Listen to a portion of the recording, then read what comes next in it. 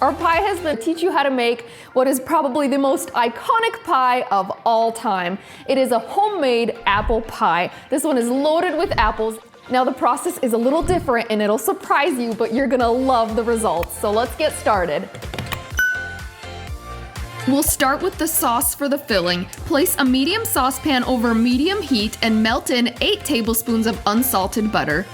Stir in 3 tablespoons of flour and let that simmer for about a minute, whisking constantly. Next, whisk in 1/4 cup of water and 1 cup of sugar. Bring that to a boil, then reduce the heat and continue simmering for about 3 minutes, stirring occasionally. This sauce is the secret ingredient. It literally takes less than 5 minutes but will transform your pie. When it's done, it'll have a light caramel sauce consistency. Take it off the heat and let it cool while you prep your apples. You'll need 6 to 7 Granny Smith apples, or you can use your favorite tart crisp apple. All of the apples together weighed 2 1/4 pounds. Peel all of your apples, then cut them in half and remove the cores. To remove the cores, you can either use a small paring knife or an apple coring tool, or you can use a melon baller like this one, and I'll leave a link to this in the notes. Once the apples are all peeled and cored, thinly slice them. You should get about 7 cups of thinly sliced apples. Transfer the apples to a large mixing bowl and sprinkle the top with 1 1/2 teaspoons of ground cinnamon. Stir to evenly coat the apples with cinnamon. Next, add all of that sauce that you made earlier and make sure you get every last drop. Stir in the sauce to coat the apples, and I'm telling you, it's so worth it to spend the extra 5 minutes to make this sauce for the most incredible apple pie filling. I'm using our favorite homemade, easy, all butter pie crust that I've been chilling in the refrigerator. This pie crust is incredible, and I will leave a link to the video tutorial in the notes. Sprinkle your work surface generously with flour and roll out your first pie crust. Roll that first crust to about a 12-inch diameter circle. If you find the dough is sticking to your rolling pin, sprinkle on just a little more flour. The easiest way to transfer this into the pie pan is to wrap it around your rolling pin gently and use a food scraper to loosen the dough in case it gets stuck to the surface.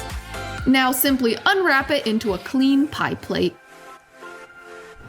Mold that gently into the plate and you should have a little bit of dough hanging over the edges.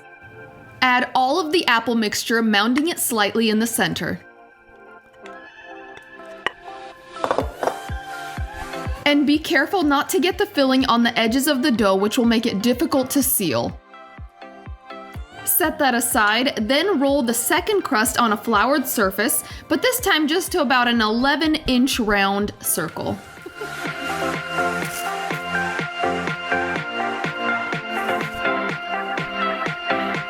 I found that if you push the edges in like this, it'll roll into a much more even circle, which is important because we're going to be making strips out of this for the lattice topping. Also, if you're curious, this is called a French rolling pin, oui, and it is my favorite. I will leave a link to this in the notes. Using your favorite pizza cutter, cut 10 even thickness strips. Making a lattice topping is easier than you think. Take one of the long strips from the center and place it across the middle of your pie. The first 5 strips should be in one direction across your pie, with the longer strips in the center and the shorter ones towards the edges. Peel back the second and fourth strips and place one large strip down the center. Now peel back the alternating strips and add another strip of dough. Continue doing this on the right and then the left until all of your lattice is complete. Place any remaining scraps of dough around the edges of the pan where needed. Tuck the excess pie dough into the pan around the edges. Once all of the edges are tucked in, you can crimp or flute the edges of the pie dough. And this process is so easy but will make your pie look super fancy. Push the dough in with one finger on one hand and pinch around it with 2 fingers on the other hand. Pat the edges down slightly so that they don't brown too much in the oven.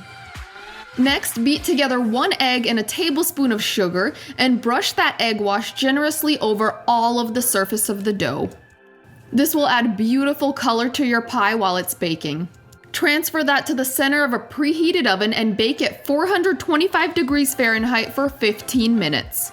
Without opening the door, reduce the heat to 350 degrees Fahrenheit and continue baking another 45 minutes or until the apples are soft and the filling is bubbling through the vents at the top.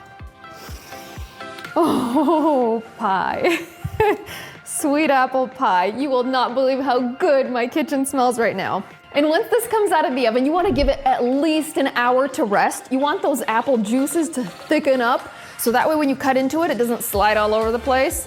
And you won't burn your mouth. That's important. Been there, done that. Okay, so we're gonna let this rest.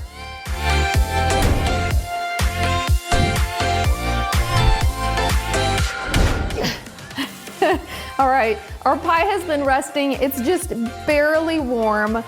And honestly, that's the hardest part, is the waiting, because you just want to jump right in and do the taste test. But that's exactly what we're gonna do right now because we have been patient long enough. Okay, so big slice for me. Here we go. Okay. Oh, that is a big piece. But that doesn't surprise you, right? You've watched enough of our videos. Okay, here we go. Yum. And you can see the slice holds together. It's not sliding apart. This filling is amazing. Okay, let's get that onto our plate.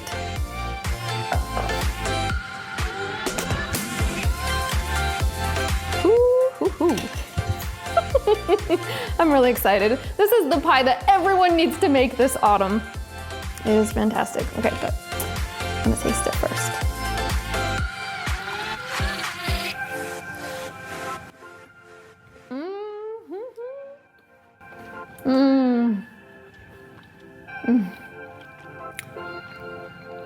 That is worth every second. Fantastic. Oh, just that little bit of cinnamon really amps up the apple flavor.